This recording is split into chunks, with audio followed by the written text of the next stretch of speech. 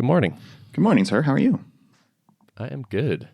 Happy December 7th. It officially feels like winter now. It snows on the ground. It's like 20 degrees outside. Oh, you have snow? I'm actually kind of jealous. Yeah. It came kind of at a late time this year. It was like 50 degrees 3 days ago. And then it just dropped like a rock. We dropped 30 degrees in one day, and then it started snowing, and it rained a little bit before that, so it's super icy on the road, and everyone forgets how to drive, of course. I sat on a bus yesterday for 35 minutes, made it 3 blocks, finally hopped off the bus, and it took me 5 minutes to walk home. Yikes. So that's rough. I was feeling fortunate that day to be a software developer where I can just choose to work from home if I need to. Totally. Yeah, that's so nice. Yeah. That was my experience when Boston had that record snowfall, I think 2 years ago. I walked to work, and the public transit was constantly getting shut down. And so people were like, this is the worst. And I kept being like, I don't know, it's kind of exciting. Just more snow every day. Yeah. I was very lucky. Mm-hmm. But yeah, I love those first couple snows. Like the first few of the season are like, I don't know, I dig it. I think it looks nice. Yeah, it's pretty magical. Exciting. Before it turns brown, it's all white and peaceful. There's like this crispness in the air, which I dig. So I'm into it. Yeah. Talk business? Yeah, let's talk. All right. So this is the last week of the Code Quality Challenge. I made it through. We all made it through. A couple days before the thing started, I was like getting pretty anxious, honestly.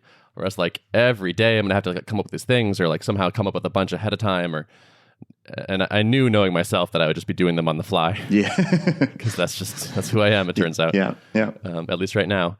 And I was like, oh man, this might be really terrible. But actually, it's been really fine. It's been pleasant. So the challenges usually have I would say, take me at most an hour. Once I sit down and say, okay, I got to come up with something, and I kind of look through my list and I think about it. Or sometimes like they've come to me while I was doing other things, which is nice. So I'd be at the gym and be like, oh, I know what I'm going to do today. That's a good one. But overall, it's been like setting them out was not too painful. And it seems like every day I read the forum threads, and there are people that are like, oh, this was so useful. I'm really glad I did this. Or people will attempt the challenge and then get really good advice from other people in the forum, which is nice. Like there's been a fair amount of interaction between people. I can see from the forum stats that there are like private messages going back and forth too, which is cool. So people are chatting and seem to be helping each other and collaborating. And so I'm actually very pleased with how it went. Nice. I was a little nervous for you at the onset because I felt like it was an ambitious goal to come up with this many tips that were language agnostic. Like I was, that was my biggest concern. I shared your nervousness. Yeah. But it seems to have worked. Since it was Monday through Friday, there's 20 days, basically. It's 4 weeks. I took 2 days off for Thanksgiving. So I'll have done 18 by the end of this. So next time I run this, I think I'll probably need a full 20. But and I will say the last couple of days have been a little hard and like kind of running out. But I only need to make one tonight, and then I'm done. And so I did like 1 or 2 that were kind of meta, like, all right, let's read the docs for a tool you're using, which like isn't quite code quality, but kind of is. So like, let's alias some command that you're doing all over and over, like improve some sort of repetitive action that you take. So I'm cheating a little bit, but I think that's okay. No one seems to mind. What are the stats? How many people went through this cohort? That's a good question. So let me actually pull open my drip.com stats. Love that .com. It's so legit. It looks like my open rates are around 60% on these emails, which I think is decent, right? For a month-long challenge. Oh, yeah. I mean, I don't know if I can compare it against another month-long challenge, but that is a decent open rate just in general. So, yeah. Okay, cool. It started in the 70s, actually, and then has declined a little bit, and now I'm around 60s. And I started with, 582 people got day 1, and I still have 568 subscribed. So not much churn either. And I actually talked to a friend of mine the other day, Matt Stauffer, and he was telling me that he signed up for the challenge, and he reads all the emails, and he likes reading the emails and thinking about the challenge, even though he doesn't like explicitly go do it. And I think I hadn't thought about that, but that's like, that to me is like that's kind of like a nice bonus where it's like, there may be people that are not, there's like different levels of participation, right? Like some people are talking on the forum and like they're fully in, and some people are doing them but not saying anything on the forum, and some people are reading them and not doing them, and 40% of people are not even opening them. So there's a range, but like most of those people are getting some sort of value. Right. At the very least, it's like you're feeding them an ebook of best practices for code quality, and they're basically reading along. Yeah. Yeah. Totally.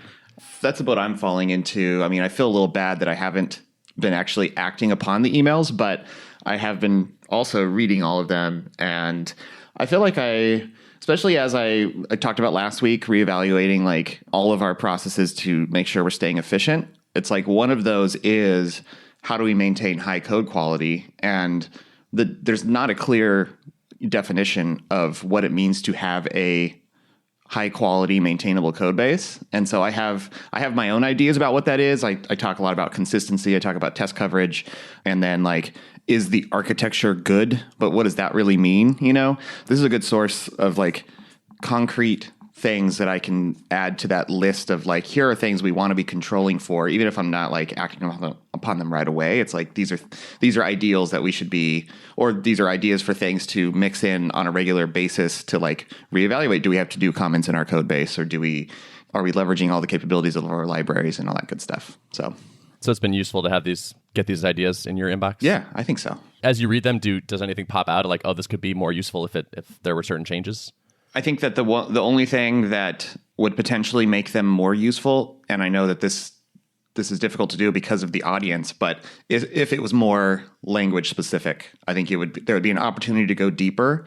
I still think it's useful and I think you've done a really good job of making them useful and also be language agnostic. So I can't really complain about the quality of them, but I think you threw in a few like Ruby examples, like in Ruby you would do this, or in JavaScript you would do this, right?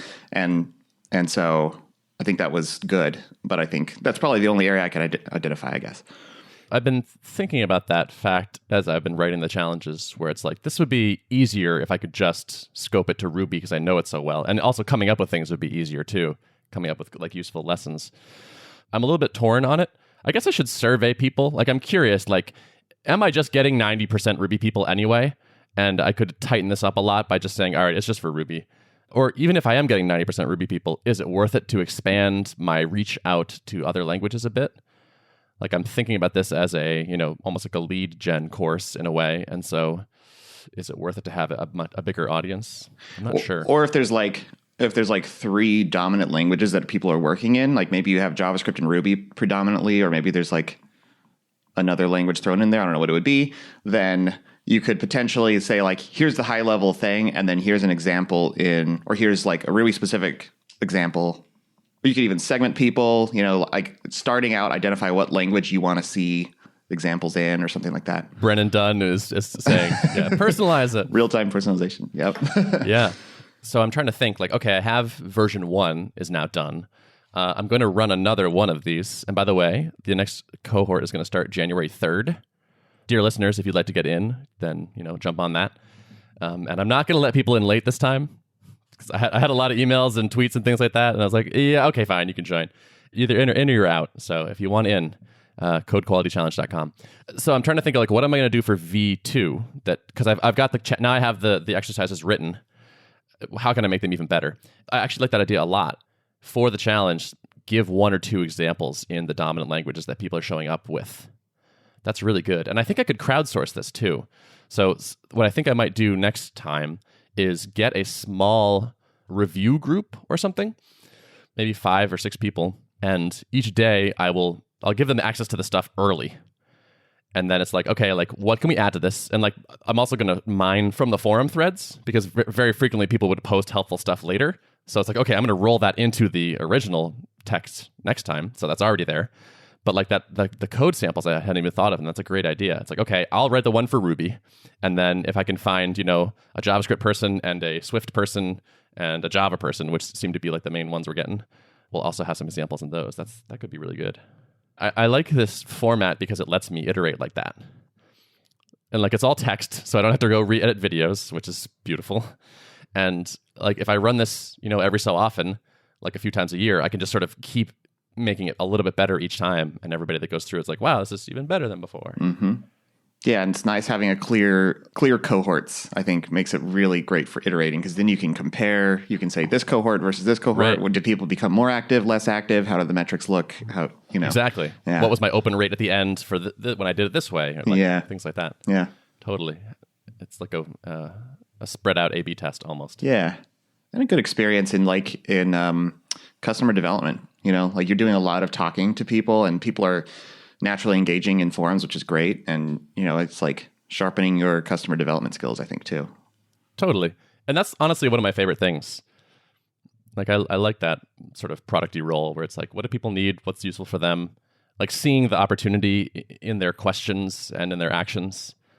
Like even just the shape of this course, like the format of this course was driven by like the reality of people buying refactoring Rails and downloading it and not watching it. I can just sort of keep learning these things and just like trying to say like, how do I beat this next time? Yeah, I like it. All along those lines, I've had another thought about structural changes. One of which is there are a couple all-stars on the forum who like post really consistently and say really good stuff and provide helpful links. And I'm thinking about reaching out to them and asking if they want to act as kind of like a mentor or like a leader of some kind next cohort. I don't know exactly what they would do. I already promoted somebody to moderator because he was just like exemplary. And I was like, I don't even know if you're going to like what you're going to do, but I want you to know that I recognize your goodness and I want you to feel motivated. So I want to do more of that and see if I can roll that into the next session somehow. Yeah. What's the primary incentive, you think? Is it just like, they get kind of recognition among the audience of people taking it and get to, I guess, provide value back to the community? Or what do you think would be the biggest motivator for them? I guess it's kind of that pride aspect. Yeah. I'm kind of hoping that it's kind of like a pay it forward situation, I guess, where it's like, I built this course for free and continue to run it for free. And if you want to help in the mission of helping people improve their code quality, there's a way you can lend a hand. And I'm liking that more and more, like this is a free thing and just like exists for the good of the world, because I feel like it's bringing the right people in and like leading it in the right direction. And that's actually a really good segue, I think, to an email I got the other day. Which actually was a private message on the forum that came from a Discourse staff member. That's right. You sent this to me. Yeah. And so I want to read this because Yeah. I think this is a really good email and I think people can learn from this. So the subject line is, can we offer you a discount on hosting? Why, yes, you can. And the email says, hey, Ben, one of our engineers, CC'd, heard about your 30-day code quality challenge on The Art of Product, episode 25, and he linked to that episode. He shared it with the team as it was a great testimonial for our product and our hosting. Your commentary on Slack versus Discourse was also particularly interesting. We very much understand and share your concerns about Slack. It's great hearing it from someone outside our team. With that out of the way, while listening, I heard you mention that you're doing a lot of work for free and that Discourse in particular costs a good deal of money each month. I really like what you're doing here with your 30-day challenge. Better code quality is good for everyone, and I'd like to offer you a discount on your hosting plan to help lower your costs, providing this service to the community. Would you be willing to have an 85% discount? Which is a hilarious sentence. Yeah. That would bring your cost to $18 a month, which is hopefully a bit easier for you than $120. You also mentioned that you were trying to figure out what to do with the eventual round 2, particularly in regards to the existing content. I'd be happy to chat with you about some best practices for that, as well as some details on restricting access should you choose to charge users going forward. Thanks again for running this challenge. It's a great idea, and I'm excited to see it continue to evolve. Yours, Joshua Rosenfeld. So, granted, he's coming in with a pretty awesome offer. So it's like, this wasn't like he was asking me for a favor. So his title is Discourse Technical Advocate, and I couldn't actually track down a description of that job title anywhere on the Discourse site, but I think it's pretty clear, like, based on this message, what his job is like, it's to look for good opportunities like this. Like, he's kind of doing, like, marketing in a one-to-one way, where he's like, this person is saying good things about Discourse and, has some influence probably. Let's give him a positive experience. Yeah. And that is so smart. I love that. Like, I hope to be able to apply that in various contexts in the future. Like, it's such a great marriage of like, it's good. It's a win-win situation. It's good for Discourse because now we're talking about this and it's a super awesome thing they've done. And it's a win for you because now you're saving some dough. So yeah, totally. That third paragraph where he says, like you mentioned, you're trying to figure out what to do with the round 2 in regards to the existing content. Like, he also like heard about the problem I discussed, and it's like, we have some best practices about that. Why don't we talk? And I can help you with that. So it's like, not only are they like, hey, here's a discount, it's like, we're also going to help you use the product better and be successful. And I don't know, just so savvy. Like, if I had reached out to them and said, hey, I have these concerns and hey, can I have a discount? That's one thing. But this was just like totally proactive. And I was very impressed to get this. Yeah, they're doing things that don't scale right now, obviously. And it shows, and it's awesome. So naturally, you wrote back and said, I'm no charity case. I'm not taking your discount. That's right. Yeah, absolutely. I said, first of all, I blocked you and reported you for spam. Second of all. But so I think if I were charging for this up front, this message might have been kind of different. And maybe not, but I don't know. I'm just digging. Like, I feel like doing it for free and doing it for the good of the community just seems to be the right direction and bringing the right kind of people and things into my life. The universe is rewarding me, man. Mm-hmm. So I think I'm going to keep it up. So last time we talked, I think you were toying with the idea of charging for next cohorts. Are you kind of pulling back on that a little bit? Yeah, I think that idea is dead. Yeah. I think I will definitely at least run the next cohort for free. Who knows what the future will look like, but yeah, that's the plan as of right now. I haven't talked to Joshua yet, but I'm curious to hear what he says about the best practices with the old stuff, because I have been wondering about that. I'm not sure what to do, aside from rolling up the best stuff into the actual exercise itself. I don't even know what I'm going to do with the people that are in the forum now. Or like, should I do anything? Like, should I create groups? Like, Discourse does have the idea of groups. Like, should I roll people into like a inaugural cohort group and then a V2 cohort? And should they be segmented somehow? Should they be able to see each other's content? Yada, yada, yada. I have a lot of questions. Yeah, I feel like I still don't have clarity on what the best thing to do would be. Like, there's all these people who have been going through this thing. Now they're not any longer. Do they continue to come in and interact? Or what's your expectation of them to do at this point, even? Yeah, right, exactly. I hope they would just keep getting value in some way. Like if they can find a way to make things useful, then like I'm okay with supporting that and providing a place for that. I don't want to run a ghost town forum so much, like I would hope it wouldn't be a thing that just kind of dies, but I don't know. As long as there are cohorts continually going through it, maybe it's just for them while they're doing it, and then later they don't talk as much, but that's okay.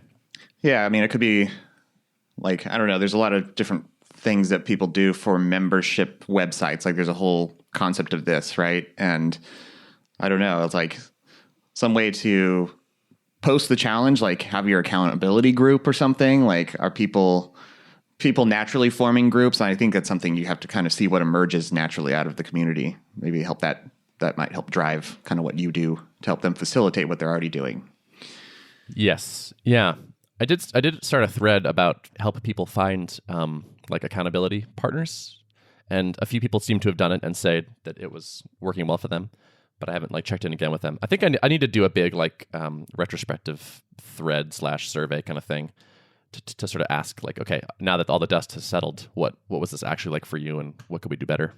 It's funny, like I built a thing and it went well, and I didn't make any money, but I still had a good time doing it. A good time doing it. I'm going to do it again. I guess I'm recommitting to another month of work, and I don't know. I'm just sort of okay with it. Yeah. I think that's it for me on that stuff. Okay. I've got a fun anecdote from this week. Okay. So I've been talking about the visual email builder that we're working on, right? Yeah.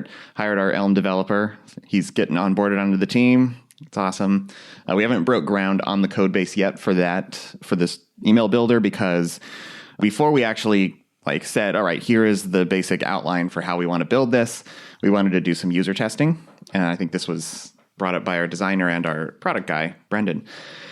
And so they set up these structured tests with 3 people so far, internal to the company, and worked out like a prototype. So our designer has like HTML, CSS, obviously, and JavaScript chops. So he built out like a working prototype, which is pretty awesome. It doesn't actually persist data, and it's like some of the elements aren't actually fully designed, but it is enough where you can click through and you can basically build an email in the browser, or at least mock one up, and kind of get a feel for how things are going to flow, and like the nuances of whether we drag and drop or whether you click a click target. And he got some of those core elements into this prototype. So it was actually a pretty good representation, and we didn't have to stop at just like, envision mockup flows or sketch files to kind of demonstrate how we're envisioning it working. So we set up these half-hour sessions with folks and kind of just told them like, all right, here's a prototype of the builder, and here is a printed out email that was built in the MailChimp email builder. And it had like a headline and some like 2 images side by side and a call to action button below that and a block of text. And the charge for the person sitting there was like, okay, just try to build this and talk through be as vocal as possible as you're walking through this, share whatever's on your mind at that moment, or if you get tripped up about something. So it was pretty fun. We just mostly sat there quiet and listened, and Brendan gave some prompts at different times or asked them well-timed questions, but for the most part, they just kind of went through. And it was an interesting experience because the first person we did, by and large, got it. Like there were a few points where he was a little bit confused, and we kind of nudged him in the right direction, but he was able to basically do it. And the second person was a completely polar opposite experience. And the comments they were making is like, well, in other builders, I've seen this, or in this other, I don't know, usually when I'm building a landing page, I would expect to see this kind of thing. So let me go over here and see. And it's interesting to see how people's prior experience with other tools really colors the way they think about your tool. And it was a really helpful experience that we already have some good takeaways, and I think we want to do a little bit more of it. I don't know if it's ever going to get like to the point where every single person we show it to, it's like putting on a glove, like super smooth, because these things are just complicated. The more you dig into any kind of visual website builder or visual email builder, it's like there's so many edge cases, as you can probably imagine. But by and large, like I think this was a great thing to do to catch mistakes we may make early on in usability before we actually start writing real code behind it. I think that's super smart to be running those tests. We did a handful of them when I was at Thoughtbot, and it was basically always illuminating. And like I also did that for briefs.fm, that service I started, where like we would onboard people manually, and I would like have them share their screen with me on Skype and just like watch them sign up and try not to say anything. And it is amazing what you will learn. Like stuff that seems 100% clear to you will completely mystify other people. Right. It's like there's some flows where like, okay, we're experimenting with something a little bit different than the norm, where like, for example, if you want to move a node, you click a move button, and then it kind of gives you like an exploded view of the email, and there's a bunch of click targets, and you tell us where you want to drop it. And one of the people who was looking at it was just like, they saw this exploded view happen, and they were like, wait, where's the thing I want to drag? I want to drag it. And it's like, there was all these things that were like pluses, like pretty clear indicators to me that it was a click target, but to them, they didn't see click target at all. So, right. Especially around like sophisticated interactions like that. Yeah. It's just, you're going to have I think it will be surprising how many people don't figure it out right away. Yeah. Right. Like, cause I couldn't even like, I would have a page which said like in big text, like you can change this later. And people would be like, can I change this later? Yeah. Like, it's like you can't even get people to read text. So No. I'm not surprised that some sort of complex interaction is also hard to get them through. Right. And that's where like a big part of like building interfaces is less about the text. Like you can put the text there. People probably aren't going to read it. So you have to make them feel like this is changeable later, and there's a lot of nuance to actually getting that thought implanted in their brain without them reading the text you put on the screen. Totally. Yep. Absolutely. Cool. Well, that sounds like a fun project. Still, Yeah. I'm still into this. It is, yeah. And I think Rob and I have had a lot more fun than we've had with a lot of things in the last few months, just like getting back hands dirty and this iterating process and whiteboarding and trying to come up with our own unique take on how to build one of these, because there's a number of them on the market and most of them are like pretty painful to use. And so it's been a fun challenge to figure out like how can we make ours feel really nice. Yeah. That's the drip. Make it the drip way. The drip way. Yeah. Yeah. I like that. Anything else on that? I thought of some other stuff I want to add. No, I think that's it. That's it for me. What do you got? Cool. So something I forgot to mention is that I hired a designer to redo the landing page for the Code Quality Challenge. Again, like getting back to that iteration thing, like I can improve things a little bit each time. And so the landing page I have now is not great. It's just sort of hacked together that Adam sort of got me started and I messed around with it. So Steve Shoger is going to be redesigning it, which is I'm very pumped about. I'm a big fan of his work. Oh, me too. If you don't, his tweets are on fire. So good. And he always has hot tips, right? And it's like... Yeah, the fire design tips. Every single one of them is so on point. He has, I think, mastered the like tip in a tweet format. Yeah. And so like he's worth following. He's Steve Shoger on Twitter, SCHOGER. and a V for the Steve. But we'll link to him for sure. Especially if you're a developer whose CSS chops are not like amazing like me, he makes it very simple to understand what's going on. That's cool. We should have him on the show. We should try to get him on. That's a good idea. Yeah. I wanted to work with him for refactoring Rails, and he couldn't fit it in. But I reached out to him again and told him, like, I will fist fight the other people that are trying to hire you if necessary. And so he said yes. Very cool. So I'm psyched to see what that turns into. So I will definitely be sharing that as soon as that's live. I'm like classic client, whereas like, when would you like this? I'm like, right now. Yesterday. Yeah, exactly. Because I'm signing up people for the next month. So hopefully, a bunch of them will see the cool page. But so we'll see when that goes out. But I'll definitely be telling people here when that does.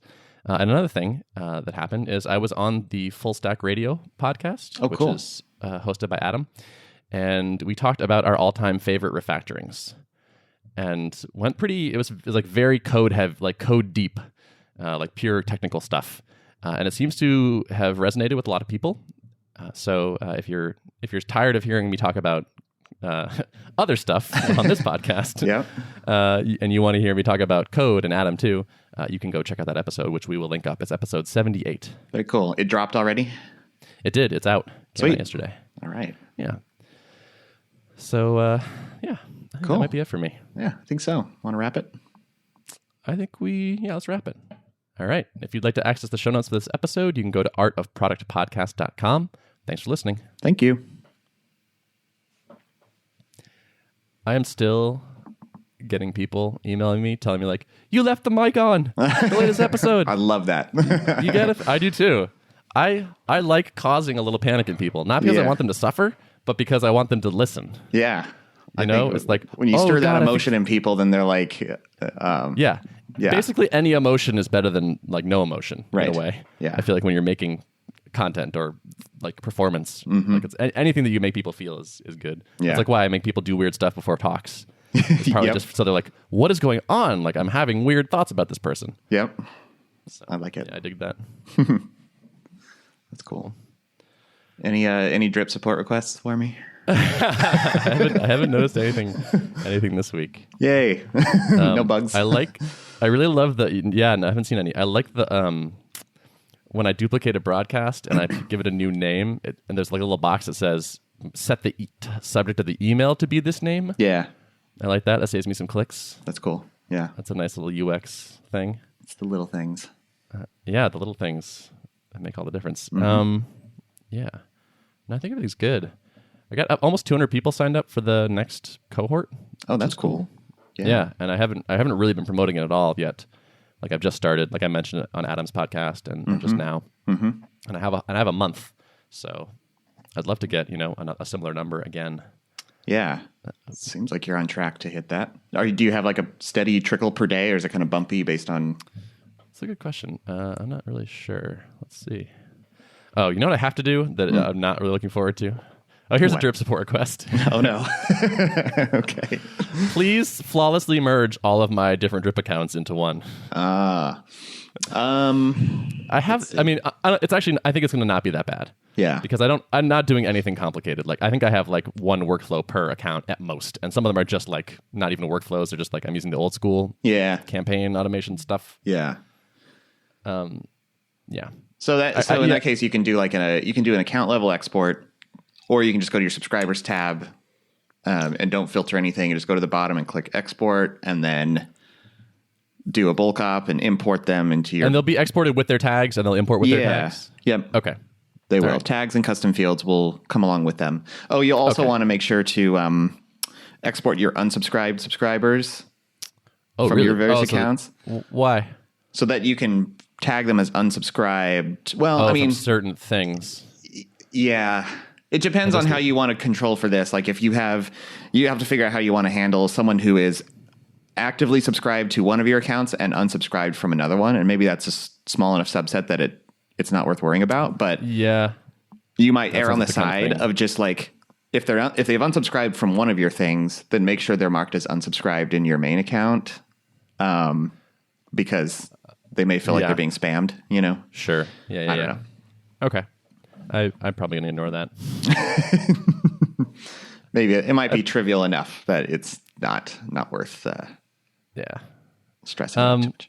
Yeah, so I've been getting a trickle of subscribers, and it definitely has been creeping up. I guess I've been talking about this more recently. So I was doing, I don't know, 4, 7, 5 a day, and then now it's more like 12, 19, 17.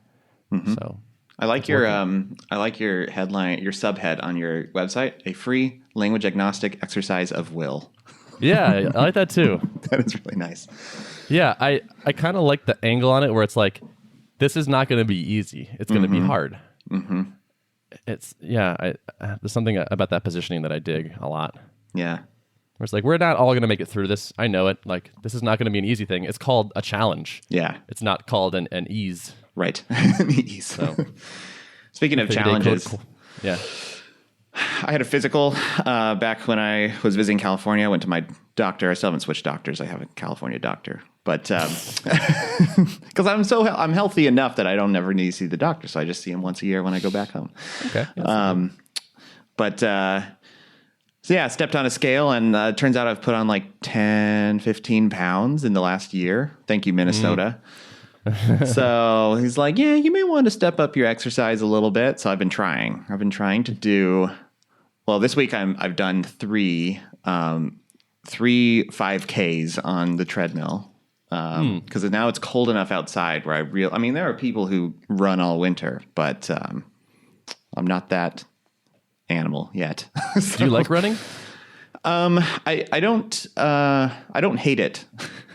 I guess I have. Do you hate it less than other forms of exercise? Yeah, I would say so. Like I've done spinning before, and that's like legs on fire for 45 minutes. Like it's pretty uncomfortable for me. I feel like running is like when I have actually good form, I feel it in my arms, I feel it in my abs, I feel it in my leg. Like if I'm overstraining my hips or my knees or something, then I'll be like pretty sore. But if I deliberate about having good form, then I don't know.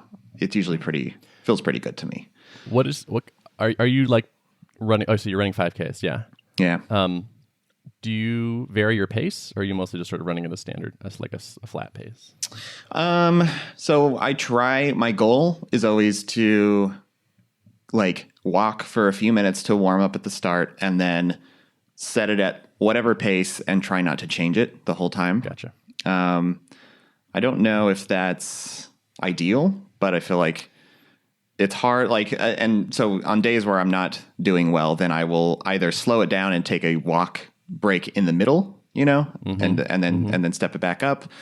But yeah, I've also I guess the flip side to that is like doing more of interval style training where it's actually less total time, but you have higher bursts of activity. And that, I've heard that could be a good like time saver. Like you get the more bang for your buck doing that. Right. Yes, it's a time saver. And I also think if your goal is fat loss, it's more effective. Interesting. So like long, slow-ish distance running tends to be catabolic, meaning it eats up your muscle. Interesting. More so than your fat. Okay. And so it can actually be detrimental to like body composition to do long distance running. Like if you are sedentary and you start running, you will see your weight will go down, but you will be losing muscle and fat pretty consistently, which you don't want, right? Yeah. Like there's certain things you want to lose and certain things you don't want to lose. Yep.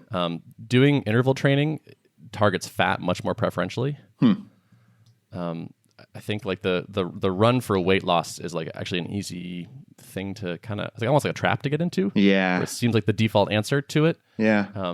But I think it is almost counterproductive for most of the time. That's good to know. I feel like exercise is one of those things where there's like, there's so many different pieces of advice out there, and it's hard to know which ones are the ones you should be listening to. Like even about stretching. Like I remember I used to do P90X pretty consistently, like back in college. And if I recall it right, he was always talking about like, you don't want to do too much static stretching after a workout because your muscles are already pretty loose and warm. You want to just do a little bit of like ballistic style stretching or whatever. And then talking to another person, they're like, oh, no, that's exactly the opposite of what you want to do. And I'm like, well, what's the answer? What is it? Yeah. I think there are a lot of things that we don't really know. Yeah. And there's a lot of money to be made in saying that you have the only answer. Right. and everyone else is wrong. Yeah. So the incentive alignment is kind of wonky in the fitness world. Yeah. So it's worth, I think, looking at a bunch of different sources and kind of figuring out the average opinion, probably. Yeah. That might be a good approach. Yeah. But I'm pretty confident about about the stuff I'm spewing right now. Yeah. So maybe look into it for yourself for sure. Yeah. But like high interval, like what HIIT, high intensity interval training, like those like sprint and then walk and sprint and then walk kind of thing, I think keeps getting shown over and over that it's good at fat loss stuff. Yeah. And the longer, slower distance is not so good. Yeah. Like your body will like optimize long, slow distance running. It's like, okay, like we need to be lighter. Right. It's like, let's just get rid of everything. That makes sense. Yeah. Yeah. And like another thing that I feel like is a sound piece of advice is like, and this kind of comes out of the P90X world, but like muscle confusion, like the notion of like keeping your body on its toes, like because if you do the same kinds of workouts over and over again, then your body naturally optimizes for that and figures out how to not continue building muscle or not continue like burning fat or something. So sure. Yep. Yeah. And right. And like muscle tissue is metabolically expensive to maintain. yeah. So like your body would rather have no more muscle than it needs. Yeah. You have to give it a good reason to have it. Exactly. So if you're like slow paced running doesn't put a high demand on like your muscle tissue, and so it's like, oh well, like this is, and we're like, this is extra, so we can get rid of this. Versus like very high effort sprinting, your body's like, wow, like this is really hard. The muscles are getting seriously stressed here. Yeah. So Okay.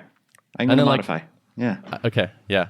If you can do any sort of weight training, I think that's also a really smart direction to head. I had a good, and actually, I have meta advice for you. Okay. All right. So one thing that I do is every few months I go and get a bod pod test.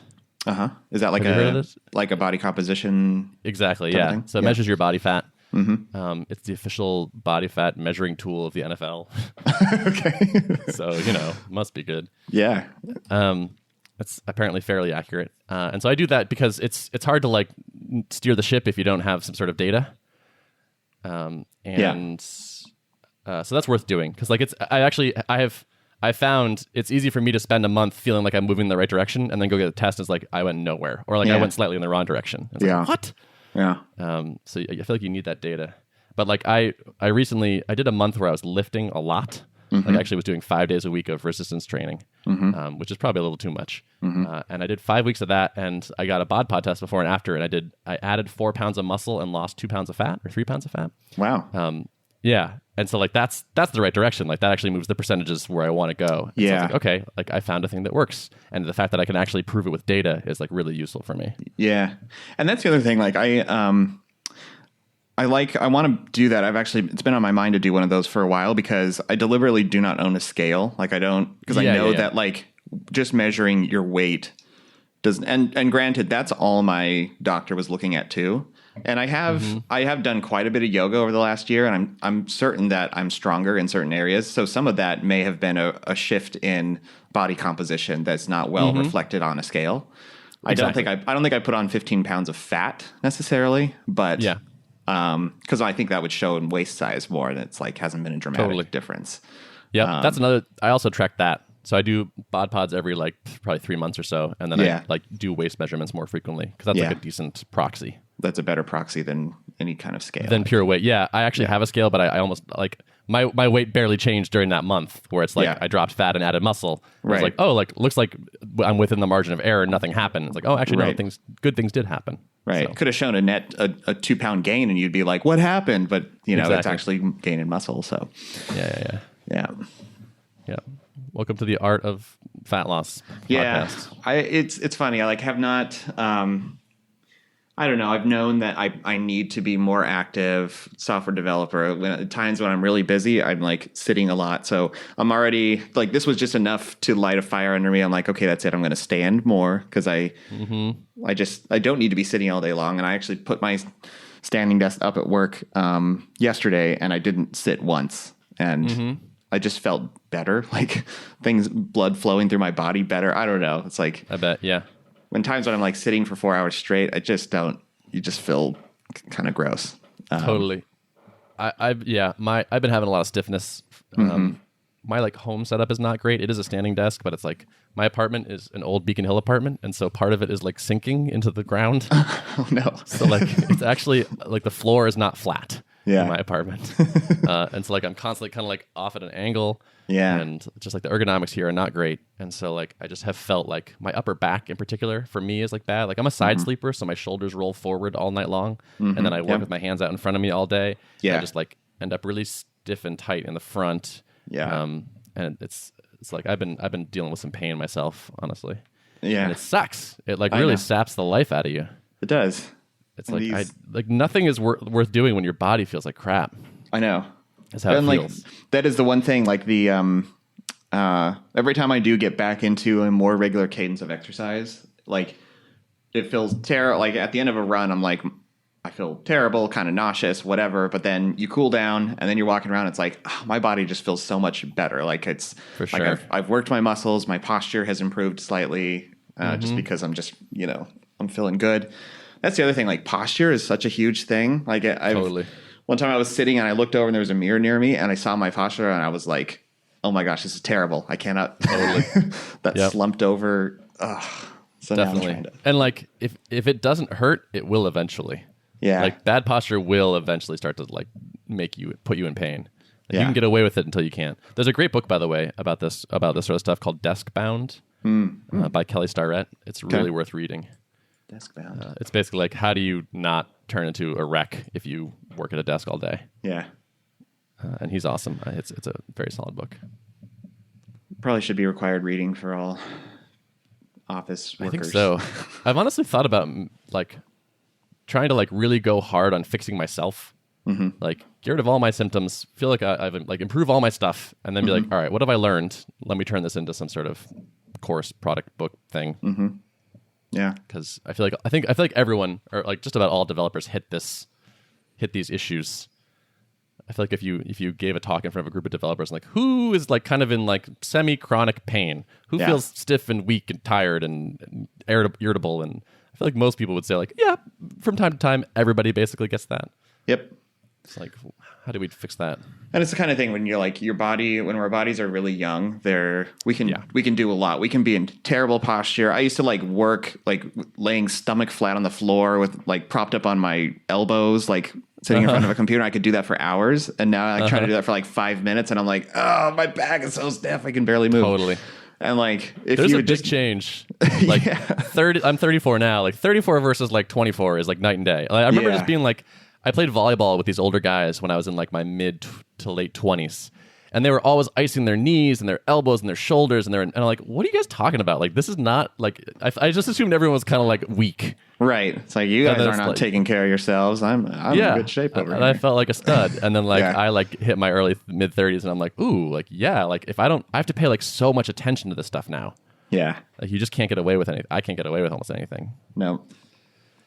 But I did yoga yesterday, and I'm gonna do yoga today. Nice. I sent it. I was feeling really crappy, and so I sent a text to my friend, and I was like, "I'm gonna do yoga twice this week, and then 4 times the next 2 weks. And if I don't, I'm gonna give you $400." Nice. Yeah. Did you like put it in escrow so like you can't go back on that? No, that'd be a good idea. But I do stuff like that every so often, just like kind of like I did Motivate. that like sort of weight training focused month. And that was really good. And I felt I got stronger and I added muscle, but I felt stiff.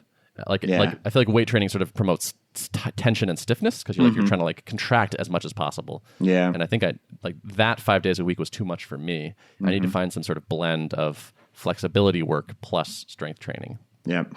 And then I think I'll be like where I want to be. But so because I went too hard the other way, I'm going to go hard the other, this way and just focus on stretching everything out. Yeah. Like if there's one constant, it's like this is a very iterative process for everybody, and everybody like needs a little bit different program probably for their body type and their situation. Yeah. So Yeah. I'm going to try to put in the work, see what I can do. Cool. Yep. I think that's all you can do. Yep. I think so. Yeah. All right. I think I'm going to go eat a little food. Cool. I think I'll get back to work. Get some work done. All right. Cool. Yeah. Cool. Good chatting. You too. See ya. Same. Oh, I noticed that we ran out of meeting invites. Oh, no. Somewhere. Not yet, but we will. Can we continue this? Yeah. Do you want to keep recording a podcast? Yeah. So this time's working well for me. Okay. Yeah, so I made a calendar event that said repeats weekly on Thursday 24 times, and it's going to run out in January. So, wow. Yeah, I was impressed. I was thinking about our episode numbers, and like we've done a lot of these. We're on 27 now. It's amazing what showing up consistently does. Yeah, consistently. Yeah, I know. Before we know it, we'll be at episode 100. We'll have to come up with what our 100th episode is going to be. There you go. All right, I just bumped it out. Are you sure you want? Whoa, what? Hold up. Oh, dude, Google just actually did a useful thing. Oh, geez, cancel this change. Discard changes. All right, I almost just made our podcast hundreds of days long. Oh no. Okay, repeat. There we go. And let's end it after. I just added 40 more occurrences. Nice. Are you on the new Google Calendar design, by the way? No. No? It is bad. You don't like it? Well, okay, so I had a problem with it. I think the new design is fine. Mm-hmm. But do you use Quick Add a lot? I don't think so. Okay, the most valuable feature to me in Google Calendar is that if I hit Q, it pops up a little box called Quick Add. Uh-huh. And I can be like, record with Derek Thursday, 11 a.m. Mm-hmm. And it parses all that stuff out and creates an event for me. And when I switched to the new version, it still had Quick Add, but it didn't work. Or like they changed Quick Add so that now let me switch over right now and see if they fixed it. And if they didn't, I'm gonna be sad. See, I'm on the week view, and when I press it, it just wants to create something at the exactly cursor. It creates something at the time where your cursor it creates something right now. Right. Who the hell thinks Quick Add means right now? Oh, I better add this to my calendar instantly. Is that the most common use case? Come on. And so anyway, I switched to it and was like, God damn it, this is broken. And so I switched back. And to their credit, they pop up a little thing, which is like, why did you switch back? And so I wrote up this little thing, and it's still broken. And I'm very annoyed because I just got a notification the other day, which is like, we're going to switch you just so you know. Right. They'll take it away from you at a certain point. Yeah. So it's enough of a visual. I mean, so I guess I don't use that feature too often. I think it's been a long time since I've actually quick added something. But it sounds like a useful thing I should be doing, but now I can't. It's so useful. It's how I add basically almost everything. Yeah. And so now it doesn't work, or it won't work. Sure. Why? Hopefully they'll fix it. Why? How about some unit tests, people, or something? I don't know. Yeah. There was, it took them, this team, I don't know what it is, but like, so Quick Add as well. If let's say it's Thursday, and I type, let's say, lunch with Derek Monday. Let me see if they... Yeah, they were doing it in the past? It still does it. If I type lunch with Derek Monday, 12 p.m., it puts it in the past. It puts it in the past. Quick Add in the past? It makes no sense. They're like, oh, Quick Add no longer works in the past. Now it works at the instant of whatever now is. It's like, oh my... Who the fuck has ever quick added an event in the past? Ever. Yeah. And you know what they're doing on the back end. It's like, well, week, like they're saying like Monday. Okay, which Monday? Well, current week dot current. Exactly. Oh man. So I think Quick Add is just one of these features that like doesn't actually get much use and it gets basically ignored. And I think they're probably optimizing for the consumer experience, and that Quick Add feature is very much like, I'm going to type this, and natural language processing is going to parse what I'm saying. Like most people don't probably realize that's happening or trust that it's going to do the right thing, so they don't use it. Yeah. If someone, I know, what's his name? Zach Holman's working on a calendar. Yeah. I might try his thing out if I can get in that. Like I need a sensible Quick Add and then like, not much else. Yeah.